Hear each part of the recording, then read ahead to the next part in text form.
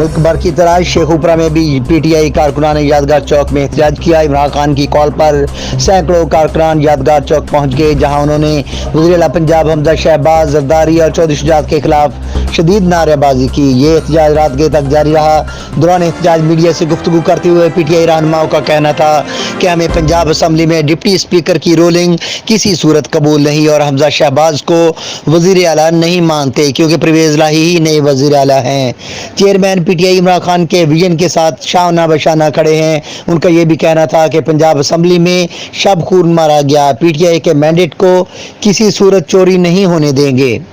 ये आज जरदारी ने जो काम किया है, ये जरदारी ने ये गद्दारे वतन जो है इंशाअल्लाह ताला जो ये काम किया है, इसको इस वतन की मिट्टी माफ़ नहीं करेगी। ये गद्दार है, आज ये साबित हो गया है। मैंडेट जो है इमरान खान को मिला था, गद्दार है, ये चोर है, इस कौम को पता चल चुका है।